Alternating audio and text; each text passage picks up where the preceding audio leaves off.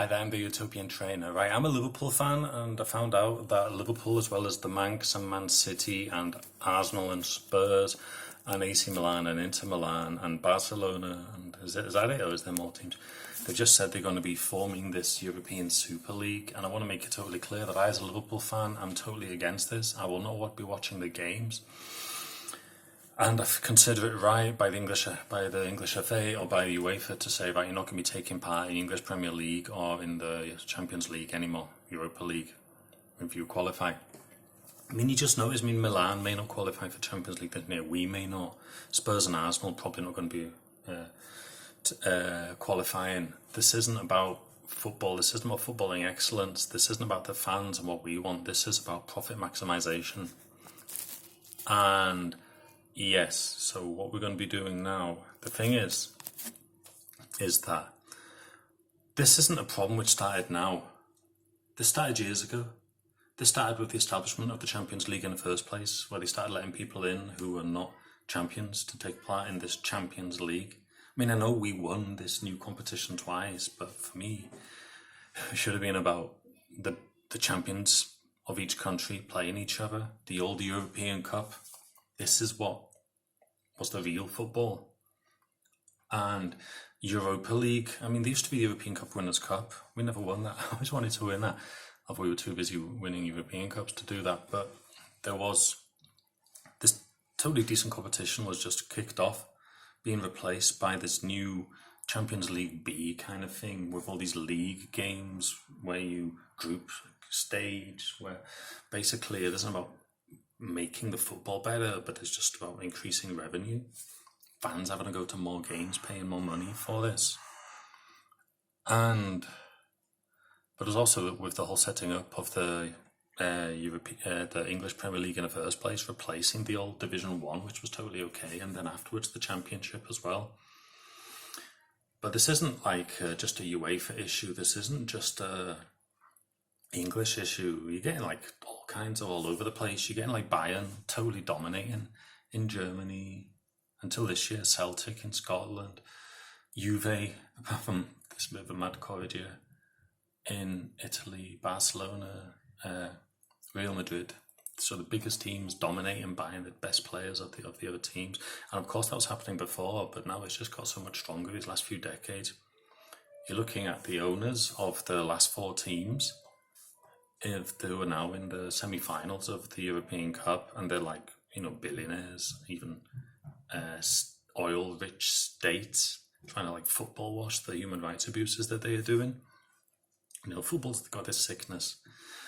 Now, as I say, this isn't just an English issue, but this isn't just a big club issue. If you're watching this as a football fan, it is possible that the owner of your team's a billionaire, or that you were happy when a billionaire took over your team, or at least a multimillionaire who did something then, like changing the colour of the team from blue to red, with one example in mind I'm having here. And then the increase in like all this sponsorship that is then being visible on the football strips. No, this is not a national issue. This is not a big club versus small club issue. This is an issue for all football fans. Now, last week was the anniversary of the Hillsborough disaster, where 96 Liverpool fans died due to crushing, which was caused via police mismanagement, crowd mismanagement, English FA mismanagement, as well as Tory government working with this and then being part of the whole cover-up of this. That wasn't just about Liverpool fans. Of course, it was us who was affected. But before then, you get like Spurs fans in the same ground also having like overcrowding through to police incompetence, and basically all football fans were being treated badly. Working class football fans being treated badly. And now we're not talking about like disasters now, although they have been happening since then. This is about the fans not being considered. Rather, this is about the people, the owners of the football team, and how much profit can they extract from this. And this has also had the effect where you're getting like, I am born in Wales, in Cymru, supporting a team in England, and I've always found Liverpool's been totally okay with this, people there. but you're also getting more people now supporting teams in another country that they have no connection to. I mean, I had a connection to Liverpool, but they had no. You're getting supporting like Madrid or supporting Barca, supporting Bayern, simply because they like maybe the team because they're winning a lot, or glory hunters, or because they just like players and they want player moves from one team to another. They just are supporting changing the team they support, and this is what football is about. Well, at least what it shouldn't be about.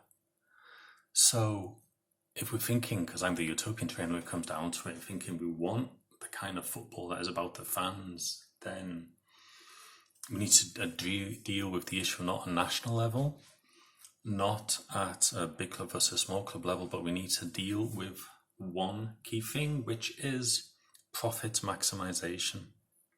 Profit at the expense of fans. Now, yesterday I was watching this film on Netflix,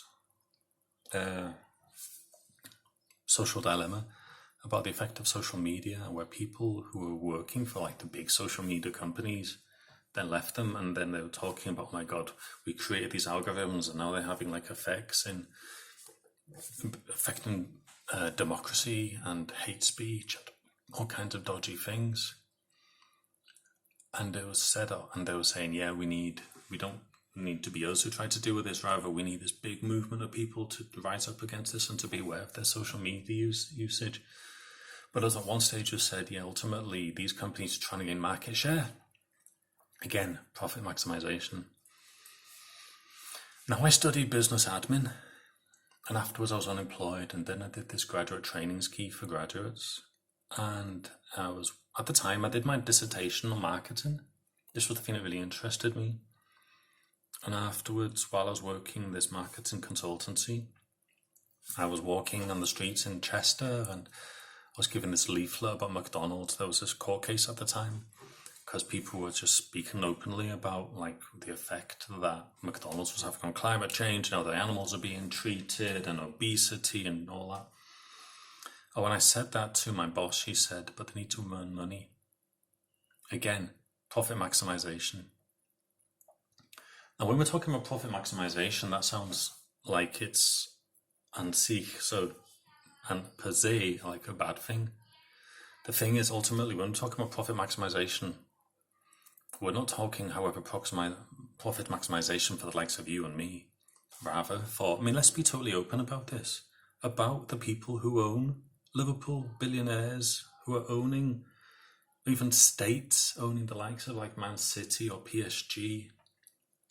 We are not talking about the average people. We're not talking about small businesses. We are talking about the billionaires here.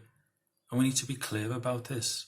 And through their influence in football, the ability to decide which leagues their teams play in, or through the influence that they have in media and the simple values that we're having, and through the lobbying that they are doing, and politicians, which has the effect on like climate change if they're in the fossil fuel industry, or pharmaceuticals making big profits from this COVID, through saying, well, we're going to take the patent on this, even though like 90% of financing of, for example, the Astra vaccine has been through state financing.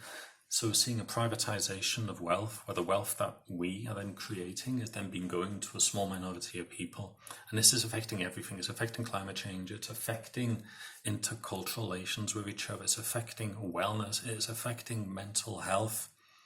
So all of these issues, whether it's football, whether it's other issues, we are being affected by billionaires. And we need to be clear about this. I maybe want some non-violent communication. I do workshops on this. But ultimately, there are people who are benefiting massively, and other people are suffering because of this, or not. If not suffering, well, we're all suffering through climate change. But we've been negatively affected by this. So we need to have a united, terrible word in football context for me, a unified, that's better, understanding of what is happening here, and together we need to think about how we deal with this. So whether you're left-wing, right-wing, liberal, you don't see yourself as political, or whatever your field is, we need to work together, and that's what this site is about. This site is about bringing people together, and we can talk together about what kind of societies, what kind of alternatives. I don't just want to be complaining on Twitter and on Facebook like I'm seeing. I don't want to be in like corporate bubbles or in middle class volunteer bubbles. I want that people talk together all over the place. Trade unionists, whatever. We all talk together. What can we do? Right. So please, therefore, subscribe to this video, and now I'm going to wish you a good day. Bye.